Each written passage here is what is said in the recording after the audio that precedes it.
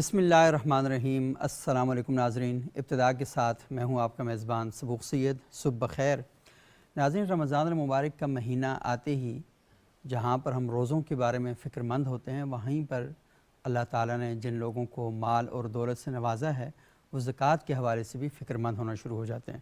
زکوٰۃ ویسے سال بھر میں کسی وقت آپ دے سکتے ہیں، لیکن عموماً لوگ کہ زیادہ نیکی حاصل کریں، زیادہ ثواب حاصل کریں تو رمضان سے پہلے جو دن ہوتے ہیں اس کا انتخاب کرتے ہیں۔ قرآن حکیم میں سب سے زیادہ جس چیز پر اصرار کیا گیا ہے وہ نماز قائم کرنے کے حوالے سے ہے، اور رسول اللہ صلی اللہ علیہ وآلہ وسلم جب اس دنیا سے پردہ فرما رہے تھے تو آپ کی لسان مبارک پر جو امت کے لیے وصیت کے طور پر آخری الفاظ تھے وہ یہی تھے، الصلاۃ الصلاۃ، نماز پڑھتے رہنا، نماز پڑھتے رہنا۔ اور قرآن حکیم میں جہاں کہیں نماز کا ذکر ہے تو ہم بھی دیکھتے ہیں کہ اکثر مقامات پر وہیں پر ساتھ جو آیت ہے اقیم الصلاۃ و آتوا الزکوٰۃ، نماز قائم کرنا اور زکوٰۃ ادا کرتے رہنا۔ آپ اگر دونوں الفاظ کو تھوڑا سا غور سے پڑھیں، اقیم الصلاۃ، نماز قائم کرنی ہے، نماز پڑھنی نہیں، نماز قائم کرنی ہے۔ آتوا الزکوٰۃ، زکوٰۃ ادا کرنی ہے، دینی نہیں۔ ادا کیسے کرنی ہے؟ یعنی ادا آپ کے ذمے ہے، آپ کے پاس کسی کا مال پڑا ہوا ہے جسے آپ کہیں غفلت میں اپنا مال سمجھ بیٹھے ہیں، اسے آپ نے ادا کرنا ہے۔ تو دینا یہ ہوتا ہے کہ آپ کا اپنا ہے دے رہے ہیں، ادا کرنا یہ ہوتا ہے کہ کسی کا پڑا ہوا ہے، جیسے قرض آپ ادا کرتے ہیں تو حق آپ ادا کرتے ہیں۔ تو اس طریقے سے تو آج علماء اکرام ہمارے ساتھ موجود ہیں۔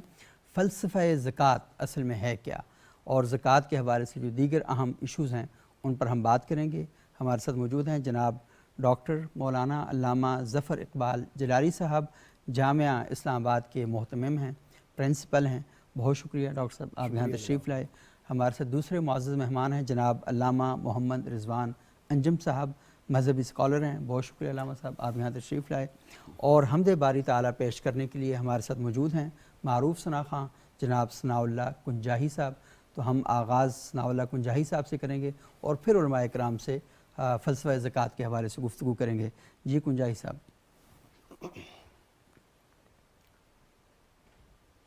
نام بھی تیرا عقیدت سے لیے جاتا ہوں۔ واہ ماشاء اللہ ماشاء اللہ۔ نام بھی تیرا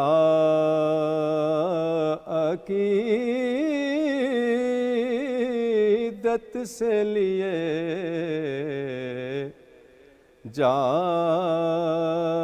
جاتا ہوں۔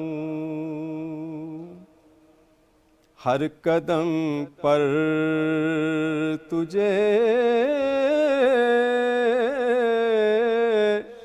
سجدے بھی کیے جاتا ہوں۔ ہر قدم پر تجھے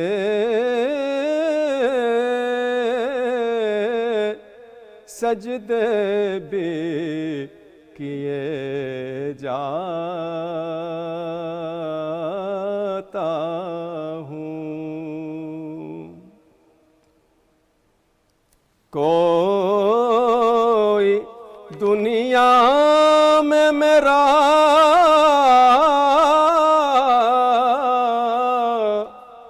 مونس و غم خوار نہیں،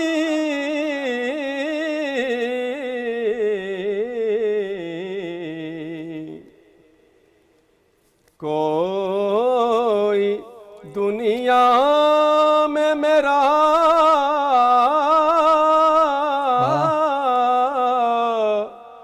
مونس و غم خوار نہیں۔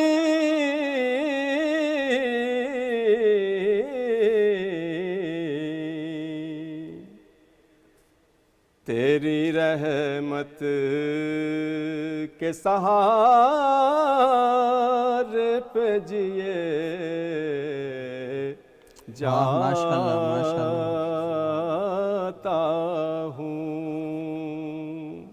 واہ تیری رحمت کے سہارے پہ جیے جاتا ہوں. آزمائش کا محل ہو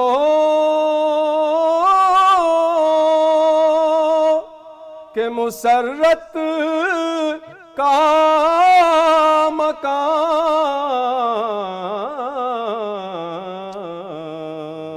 سبحان اللہ سبحان اللہ. آزمائش کا محل ہو کہ مسرت کا مکان.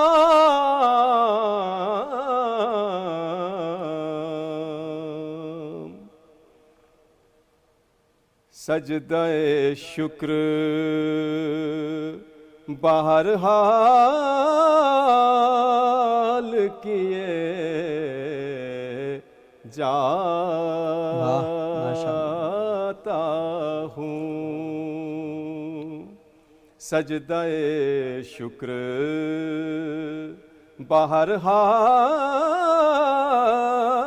بہرحال کیے جاتا ہوں.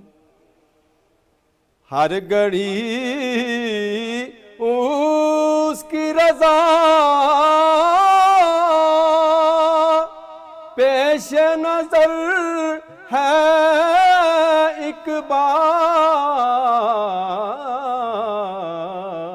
اقبال. ہر گھڑی اس کی رضا پیش نظر ہے اقبال.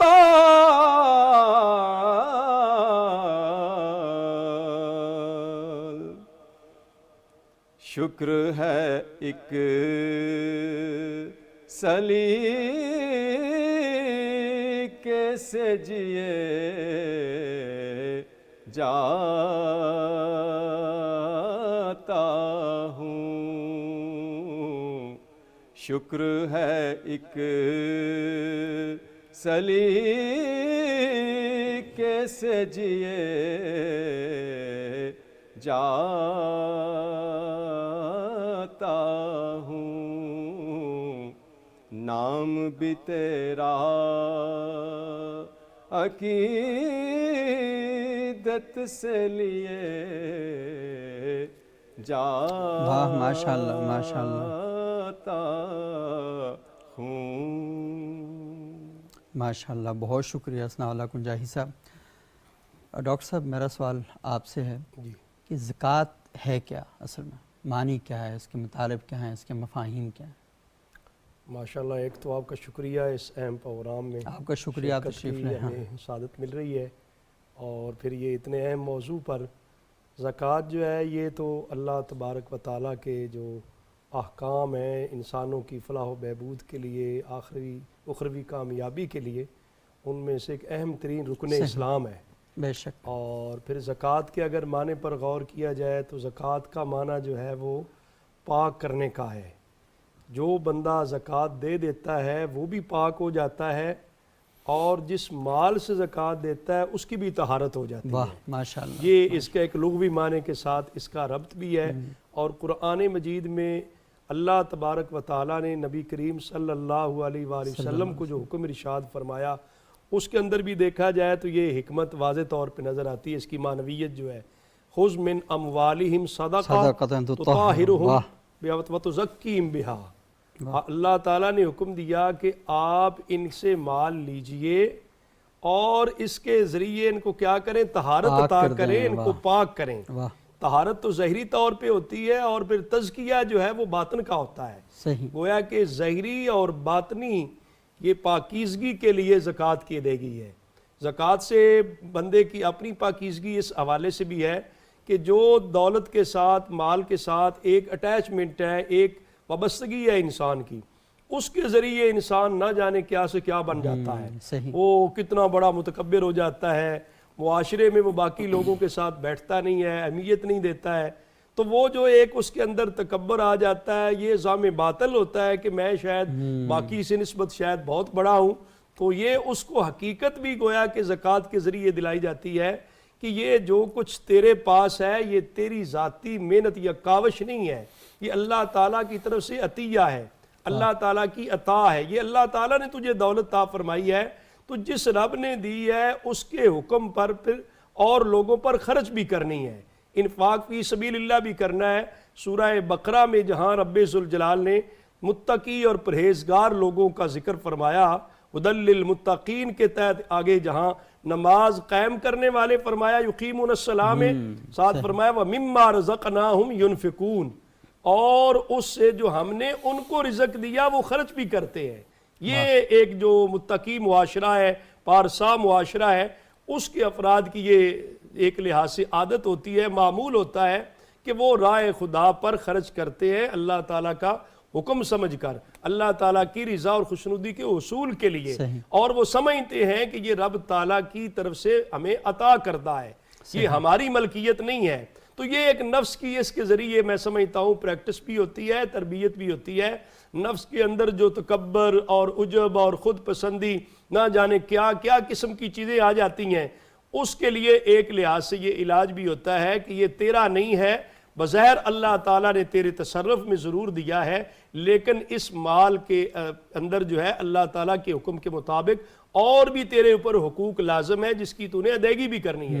ان میں سے ایک زکوٰۃ جو ہے یہ ایک فریضہ ہے، یہ ایک واجبہ صدقہ ہے جو کہ ہر صورت صاحب نصاب کو، صاحب استطاعت کو شریعت کے تقاضوں اور احکام کے مطابق ادا کرنا ضروری ہوتا ہے، اور اس کے ذریعے بنیادی طور پہ بندے کی اپنی طہارت اور پاکیزگی بھی ہے، اور جس مال سے زکوٰۃ کی ادائیگی ہوتی ہے وہ مال بھی اللہ تعالیٰ کے فضل سے، چوروں سے، ڈاکوؤں سے، مختلف قسم کے خطرات سے محفوظ ہو جاتا ہے، اس کی بھی گویا کہ پاکیزگی ہو جاتی ہے۔ تو یہ اس کے ذریعے معاشرے کو ایک جو ہے بہت زیادہ فلاح و بہبود ملتی ہے، ان کی ضروریات زندگی پوری ہوتی ہیں۔ نبی کریم صلی اللہ علیہ وآلہ وسلم جب کسی گورنر کو بھی بھیجتے کسی علاقے میں، جس طرح حضرت معاذ بن جبل رضی اللہ تعالیٰ عنہ کو آپ نے جب بھیجا یمن کی طرف، تو اس وقت بھی آپ نے یہی جو احکام ارشاد فرمائے، اس کے اندر یہ تؤخذ من اغنیائہم وترد علی فقرائہم، یہ جو زکوٰۃ لی جائے گی اسلام کے حکم کے مطابق، اس میں یہ کو نہ سمجھے کہ ہم نے لینی ہے، یہ تو انہی لوگوں کے جو اغنیاء لوگ ہیں ان سے وصول کی جاتی ہے، اور اسی معاشرے کے جو نادار اور فقراء لوگ ہوتے ہیں ان پہ یہ صرف کی جاتی ہے۔ مالدار سے لینی ہے، نادار کو دینی ہے، تاکہ بیلنس ہو، ایک بیلنس رکھنے کے لیے بھی ایک میں سمجھتا ہوں جو معاشرہ ہر لحاظ سے کامیاب یا خوشحال جس کو کہیں گے، اس کے اندر یہ نہیں ہے کہ چند لوگ جو ہیں وہ بڑی اچھی عیش و عشرت کی زندگی اور خوشحالی کی زندگی بسر کر رہے ہیں، باقی لوگ جو ہیں وہ بالکل ہی وہ غربت کی لکیر سے بھی نیچے، وہ خوشحال نہیں کہے گا۔ خوشحال وہ ہے جس کے معاشرے کے سارے افراد جو ہیں وہ فیضیاب ہو رہے ہیں، سارے خوشحال ہیں، تو اس کے اندر اللہ تبارک و تعالیٰ نے جن لوگوں کو یہ دولت دی ہوتی ہے، مال کے اندر اضافہ اور برکت ہوتی ہے، ان پر پھر یہ لازم بھی ہوتا ہے کہ وہ اس کے حقوق کی ادائیگی کے لیے زکوٰۃ ادا کریں گے، تو ان کا جو ایک دولت کے ساتھ، دنیا کے ساتھ ایک لگاؤ یا محبت ہونے کی وجہ سے نہ جانے کتنے گناہوں کا وہ ارتکاب کر رہے ہوتے ہیں، جب وہ اللہ کے حکم پر اس فریضے کی ادائیگی کرتے ہیں اور سمجھتے ہیں کہ یہ اگرچہ میرے پاس میں ہے، یہ میرا بینک بیلنس نہیں ہے، اس سے میں نے فلاں فلاں غریب تک بھی پہنچانا ہے، فلاں فلاں جو ہے نا خیر کے کاموں میں صرف کر، تو اس وجہ سے گویا کہ اس کو وہ دنیا کے ساتھ رغبت نہیں رہتی، جس رغبت کے نتیجے میں وہ کئی گناہوں کا ارتکاب کرتا ہے، اس کے ساتھ گویا کہ رجوع اللہ کا سبق ہے، اللہ تعالیٰ کے احکام کے آگے سر تسلیم خم ہونے کا ایک اس کو سبق اور درس سے حاصل ہوتا ہے۔ اس لحاظ سے زکوٰۃ کی ادائیگی سے انسان کو ذاتی طور پر بھی پاکیزگی حاصل ہوتی ہے، اسے ایک دلی اطمینان اور روحانی تسکین ملتی ہے کہ میں اپنے رب تعالیٰ کا ایک حکم جو ہے فریضہ اس کی ادائیگی کر رہا ہوں، اور اس کی برکت سے اللہ تعالیٰ اس کے مال میں کمی نہیں کرتا، بظاہر کمی ہو رہی ہوتی ہے لیکن اس کے بدلے میں اللہ تعالیٰ مال بھی بڑھا دیتا ہے اور اس کو خوشحالی بھی عطا کرتا ہے، اس کے گھر کے اندر بھی خیر و برکت اتارتا ہے، اور پھر اس کے ساتھ ساتھ اس کے مال کو بھی ہر طرح کی آفات و بلیات سے محفوظ فرما دیتا محفوظ فرماتا ہے. بہت زبردست. اور دیکھیں اس کے اندر یہ بڑی امپورٹنٹ بات ہے کہ ایک بڑا کلیئر کٹ میسج ہے اس کے اندر. وہ میسج یہ ہے کہ اگر یہ مال آپ کا اپنا ہے ہے. جی تو بتاؤ کیا ماں کے پیٹ سے لے کر آئے تھے؟ بے شک، اور اگر آپ کا اپنا ہے تو قبر میں ساتھ کیوں نہیں لے کر جاتے؟ بالکل. تو جب آئے ہو تو خالی ہاتھ آئے تھے، گئے جب پھر جاؤ بھی گے تو خالی ہاتھ بے شک جاؤ گے. تو یہ جو درمیانی ٹائم ہے اس پر ذالک فضل اللہ یؤتیہ من یشاء، یہ اللہ کا فضل ہے جو جسے ہم چاہتے ہیں عطا کر دیتے ہیں. جس پروسیس کو فالو کرتا ہے اس پروسیس کے مطابق ہم اس کو دے دیتے ہیں. لیکن یہ جو تمہارے پاس ہم نے دیا ہے، کیونکہ تم لے کر بھی نہیں آئے، جی تم لے کر بھی نہیں جاؤ گے، تو اس کا مطلب ہے کہ زندگی بھی ہم نے تمہیں دی اور اس زندگی کے اندر یہ نعمت بھی ہم نے تمہیں دی. تو بھلے علم کی دولت ہو، بھلے دنیا کی دولت ہو، یہ آپ کے پاس ایک خاص مدت تک کے لیے ہے. اس کے بعد یہ نہ آپ کے کام آئے گی اور نہ ہی یہ پیچھے جو رہنے والے ان کے کام آئے گی. پتہ ہے اس کے ساتھ وہ کیا کریں. کیا کریں. تو آپ نے جو ٹائم گزارنا ہے اس دنیا کے اندر، تو اس میں اس دولت کو اللہ کی امانت سمجھ کر، بے شک. علم کی ہے تو لوگوں تک ٹھیک طریقے سے پہنچانی ہے. یہ دولت ہے اس کو ٹھیک کاموں میں جا کے خرچ کرنا ہے. تو مقصد کتنا خوبصورت ہے، کتنا شفاف ہے. تو میں کہتا ہوں کہ ہمارے وہ حضرات جو یہ چاہتے ہیں کہ دولت کی مساویانہ تقسیم ہونی چاہیے، وہ ان فلسفوں کے اندر معاشرے کو الجھانے کی کوشش کرتے ہیں. تو اگر دین اسلام کے اس فلسفے کو گہرائی کے ساتھ ایک دفعہ پڑھیں اور دیکھیں تو انہیں لگے گا کہ سارے فلسفے اپنی جگہ پر، یہ جو فلسفہ ہے نا یہ خدا کے ساتھ بھی جوڑتا ہے اور خدا کے حکم کتاب بندوں کے ساتھ بھی جوڑتا ہے. تو کتنا خوبصورت ہو جاتا ہے. تو یہ بڑی امپورٹنٹ جو چیزیں ہیں یہ ساری ہمیں سمجھنی چاہیے اور یہ بہت ضروری ہیں. اچھا علامہ محمد رضوان انجم صاحب، آپ تھوڑا سا یہ فرمائیں کہ یہ جب ہم زکوٰۃ کے حوالے سے بات کرتے ہیں کہ زکوٰۃ ہمیں دینی چاہیے، ہمارے معاشرے کے اندر لوگوں تک یہ پیسہ پہنچنا چاہیے، تو ہم ایک اور چیز بھی دیکھتے ہیں، وہ یہ کہ اسلام ہمیں روکتا ہے. کہتے ہیں کہ جو سوال کرتا ہے نا، یہ سوال مانگنے والا، اس کی بہت سختی کے ساتھ مذمت کی گئی ہے کہ آپ نے مانگنا نہیں ہے. اور دوسرا کہا ہے جی کہ آپ نے محنت کرنی ہے. یعنی جو ریسیور ہے اسے یہ کہا ہوا ہے کہ تم نے یہ مانگنے والا چکر نہیں اختیار کرنا، تم ہمارے مطلوب انسان نہیں ہو، تم اچھے انسان نہیں ہو جو مانگتے ہو. اور دینے والے سے کہا ہے کہ تم نے دینا اس طریقے سے ہے کہ تمہارے بائیں ہاتھ کو بھی خبر نہ ہو. تو یعنی اس کو محنت پر آمادہ کیا جا رہا ہے اور دینے والے کو اس کے اندر عاجزی پیدا کی جا رہی ہے کہ اتنا خفیہ طریقے سے دینا ہے.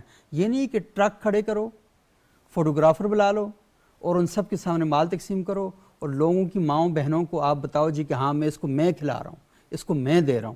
تو یہ جو میں والی بات ہے یہ تھوڑا سا بتائیں کہ قرآن اور اسلام کی جو تعلیمات ہیں وہ اس کے بارے میں کیا کہتی ہیں. کیونکہ رمضان کا مہینہ آتا ہے، ہم ہی دیکھتے ہیں کہ لوگ شو آف کرتے ہیں، یعنی اللہ کی راہ میں دینے کو بھی شو آف کرتے ہیں. بسم اللہ الرحمن الرحیم. دیکھیں میں اس پر یہ کہنا چاہوں گا، ابھی ڈاکٹر صاحب نے ایک قرآن مجید کی آیت کا حوالہ دیا کہ خذ من اموالہم صدقۃ تطہرہم بہا وتزکیہم بہا. تو اس آیت میں دو چیزیں زکوٰۃ کی فلسفی کو بیان کر رہی ہیں. صحیح. ایک ہے کہ زکوٰۃ کے ذریعے آپ نے طہارت حاصل کرنی ہے، صحیح. اور دوسرا یہ ہے کہ زکوٰۃ کے ذریعے آپ نے تزکیہ کرنا ہے. واہ. تو اگر زکوٰۃ کے ذریعے آپ نے طہارت حاصل کرنی ہے، طہارت تو آپ کی فیکٹریوں کو، آپ کے اموال کو، آپ کے سرمائے کو مل جائے گی، جس کی طرف حضور علیہ السلام نے اشارہ فرمایا کہ حسنوا اموالکم، کہ اپنے مالوں کے لیے قلعہ بناؤ زکوٰۃ کو. واہ. تو زکوٰۃ تمہارے اموال کے لیے، تمہارے سرمائے کے لیے ایک قلعہ ہے، وہ محافظ ہو جائے گی. لیکن جو تزکیہ ہے، تو تزکیہ کی طرف جیسے کہ آپ نے سوال کیا کہ تزکیہ پھر اسی صورت میں پاسبل ہوگا کہ جب زکوٰۃ کو زکوٰۃ کی روح کے مطابق ادا کیا جائے. اور زکوٰۃ کی روح کیا ہے کہ اللہ نے فرما دیا ہے کہ یہ تمہارا مال نہیں ہے جو تم دے رہے ہو.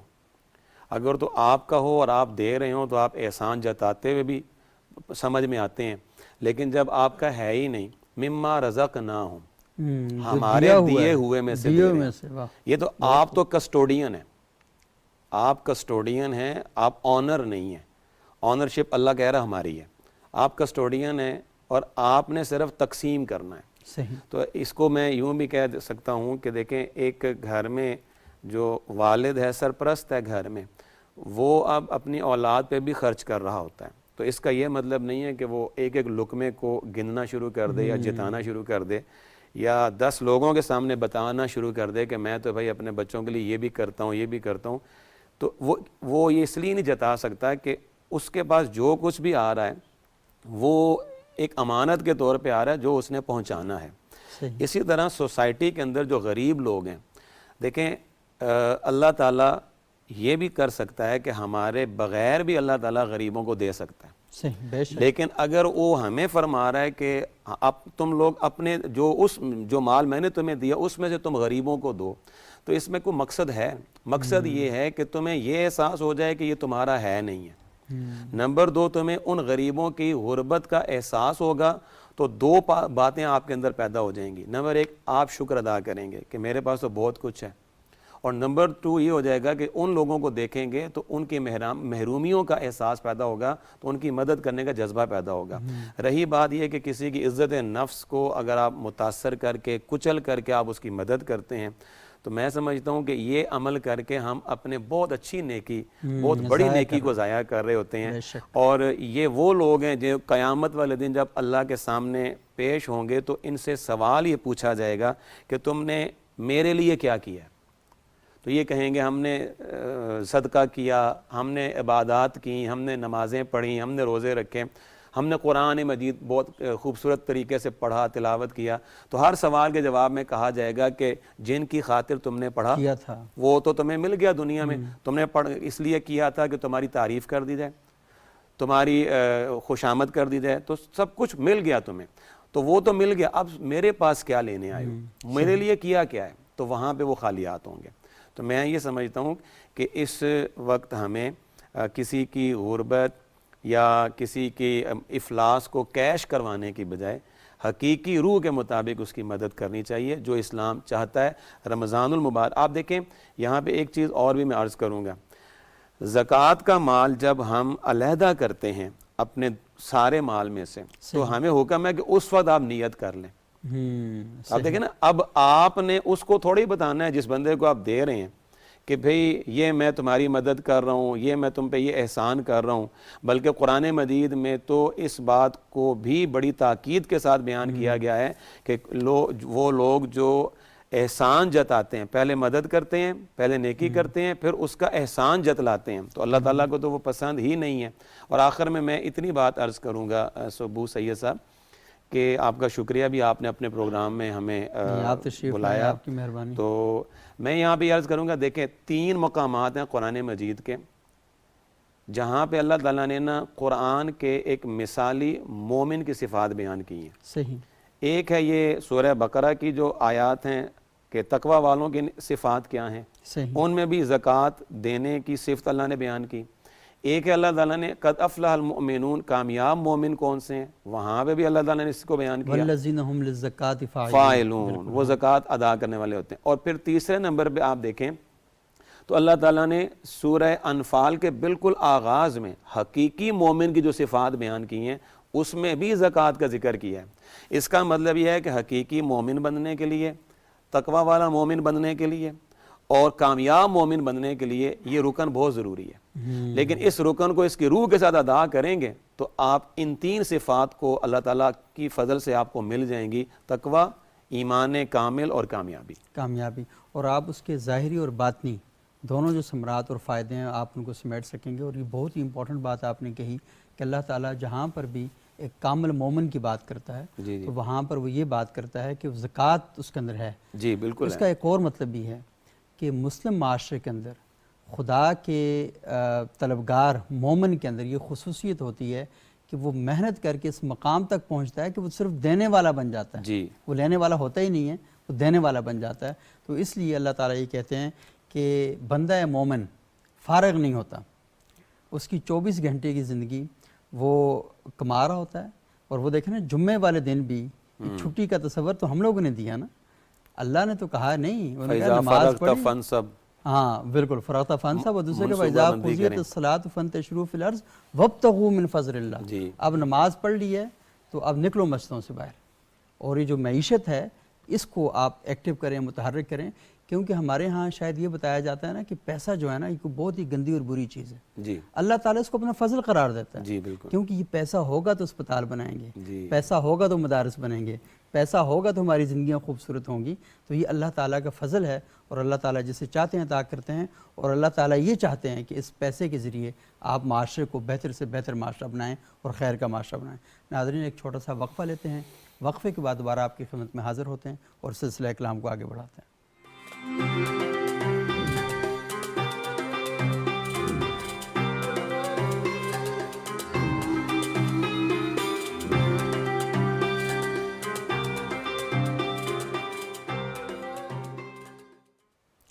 ناظرین وقفے کے بعد ایک بار پھر پروگرام میں خوش آمدید. آج ہم گفتگو کر رہے ہیں فلسفہ زکوٰۃ کے حوالے سے, اور علماء کرام نے بڑے خوبصورت انداز میں ہماری رہنمائی کی کہ کس طریقے سے یہ جو زکوٰۃ ہے یہ ہمارے مالوں کو پاک کرتی ہے, ہمارے دماغوں کو پاک کرتی ہے, ہمارے وجود کو پاک کرتی ہے, اور ایک خیر پر مبنی ایک معاشرہ اس کو قیام کے لیے جدوجہد کرتی ہے.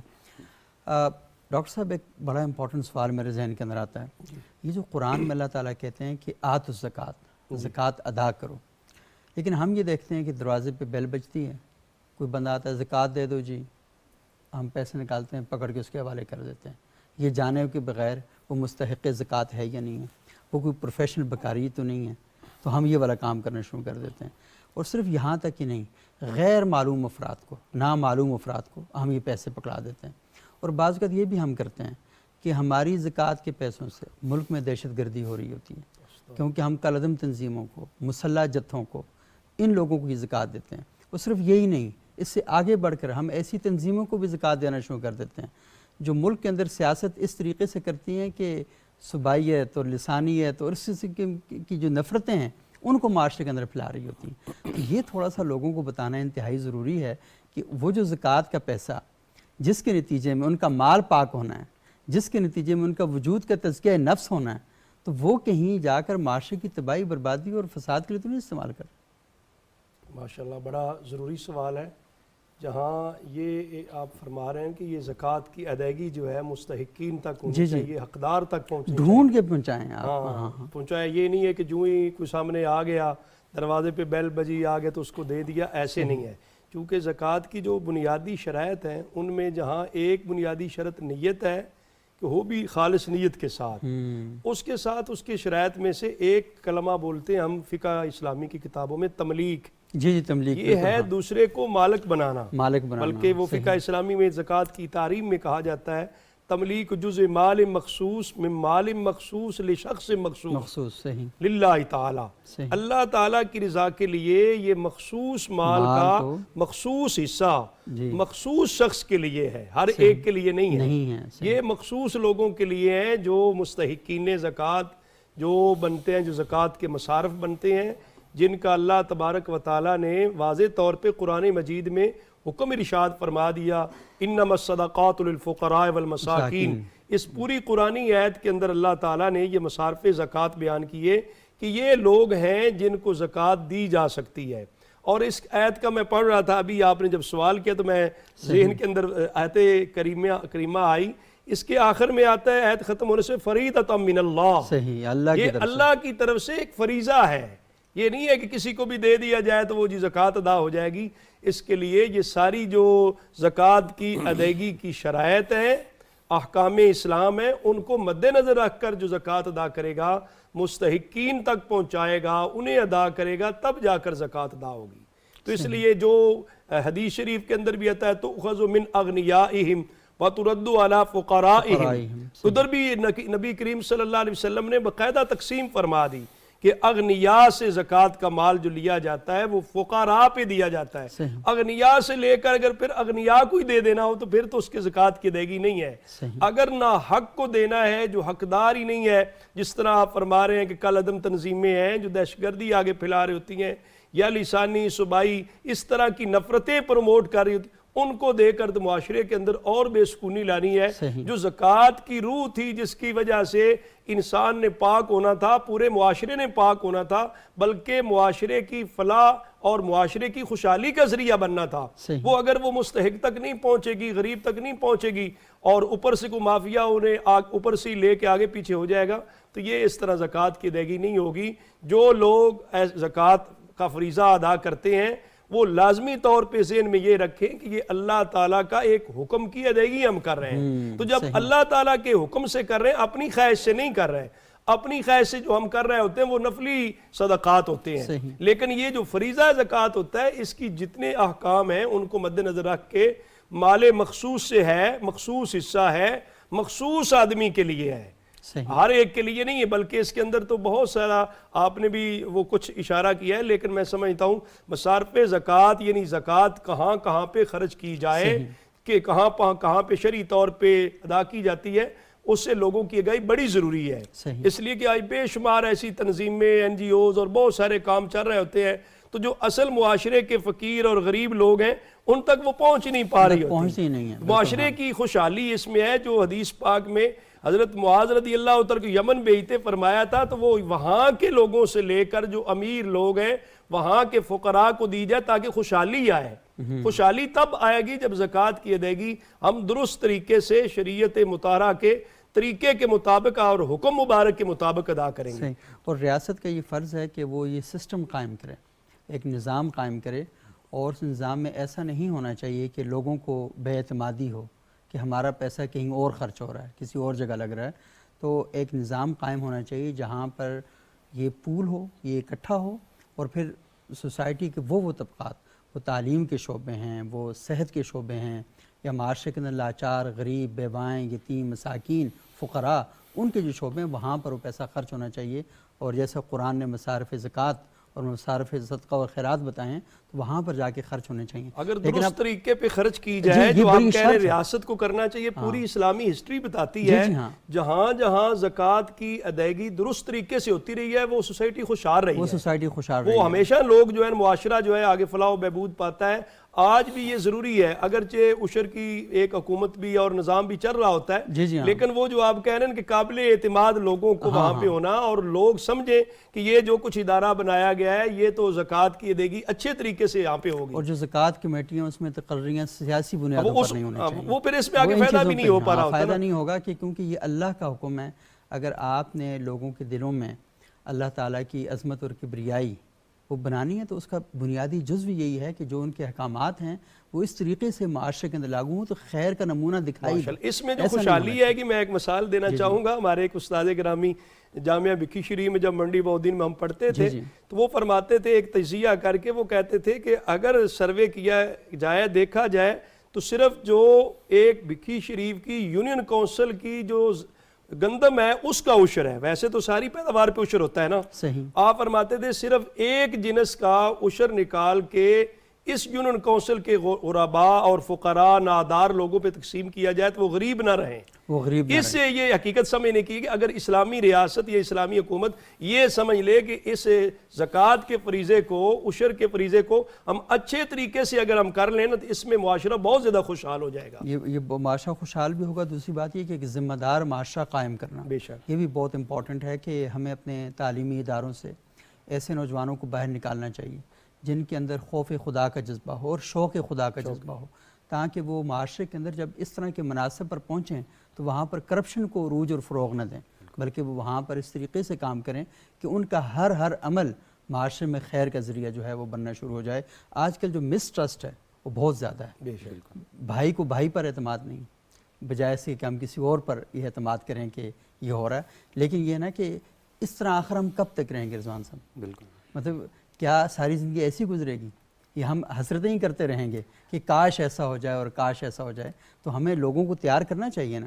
ماشاءاللہ آپ کا بہت شاندار ادارہ ہے، آپ کے اپنے ادارے ہیں، آپ لوگ وہاں کام کرتے ہیں، ہمارے کالجز ہیں، ہماری یونیورسٹیز ہیں، ہمارے مدارس ہیں، سیاسی اور مذہبی جماعتیں ہیں، انہیں اپنے کارکنوں کی تربیت کرنی چاہیے کہ یار زندگی کا مقصد بھلے آپ کی فلسفی کوئی بھی ہو، بھلے مکتب فکر کوئی بھی ہو، لیکن یہ ضرور رکھنا چاہیے کہ نیک انسان تیار کریں۔ سید صاحب میں اس میں تھوڑا سا اضافہ سب کی بات میں یہ کرنا چاہوں گا کہ اگر آپ لوگ یہ چاہتے ہیں، یقیناً ہم بھی یہ چاہتے ہیں کہ زکوٰۃ اصل مستحقین تک پہنچنی چاہیے، تو اس میں نہ دیکھیں جو اسلام ہمیں سسٹم دے رہا ہے یا صحیح. قرآن مجید جو ہمیں تاکید کر رہا ہے، حکم دے رہا ہے، اس میں یہ ہے کہ سب سے پہلے ہر شخص جس پہ زکوٰۃ فرض ہو چکی ہے اس نے اپنی برادری اپنی فیملی کے اندر ڈھونڈنے ہیں مستحقین. سب سے پہلے ہمارے ہاں بڑا ہی ایک ناانصافی یہ ہو رہی ہے کہ لوگ باہر بہت زیادہ سخی ہیں، اپنے خاندان کے لوگ بیچارے ترس وہاں رہے ہوتے بخیل ہیں، جان بوجھ کے کہ نہیں اس کو میں نے استاستا کے مارنا، اس کو میں نے استاستا کے. اچھا پھر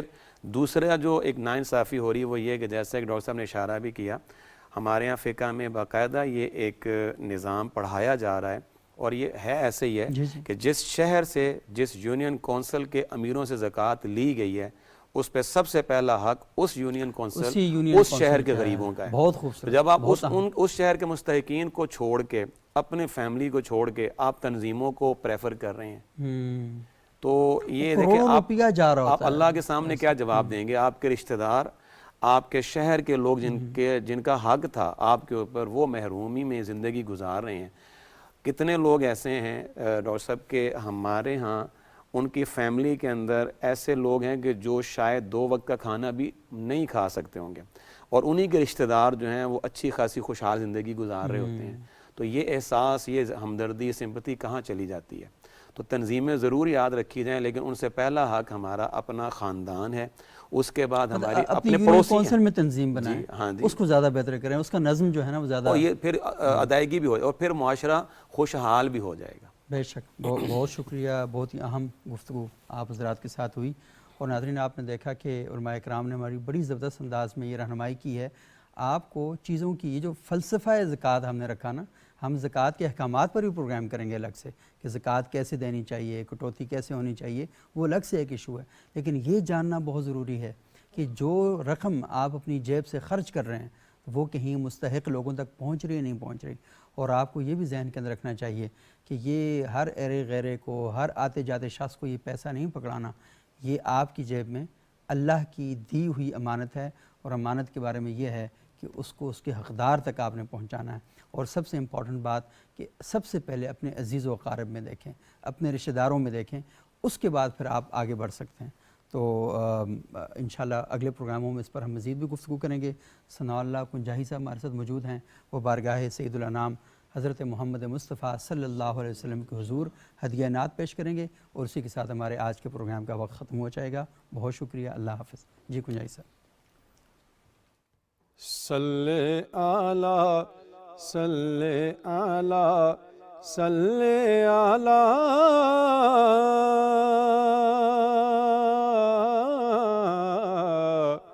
صلی علی صلی علی صلی علی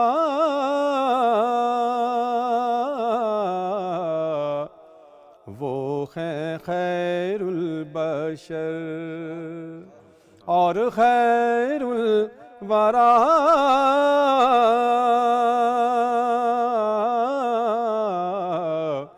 وہ ہے خیر البشر اور خیر الورا صلی علی. میری قسمت کو چمکانے والے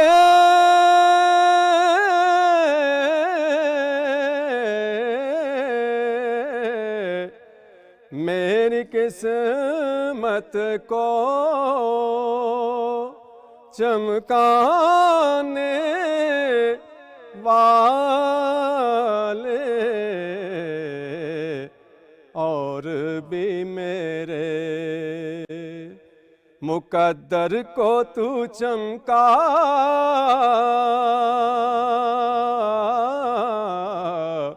اور بھی میرے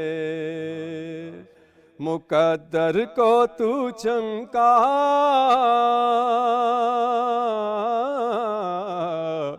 صلی علی. بارش رحمت اور گھٹائے رحمت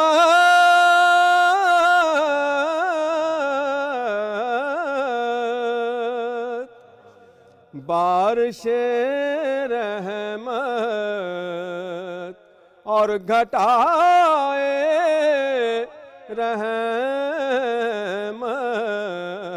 رحمت دونوں آتی رہے میرے صحن میں صدا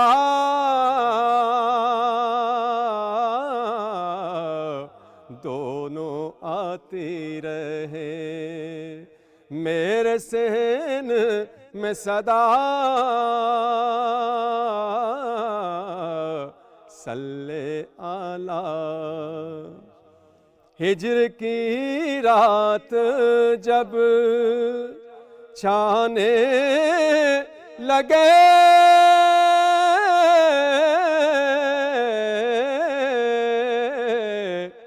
ہجر کی رات جب چھانے لگے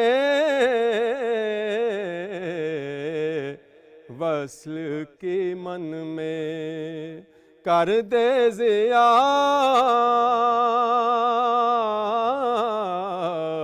وصل کی من میں کر دے ضیا وہ ہیں خیر البشر اور خیر الورا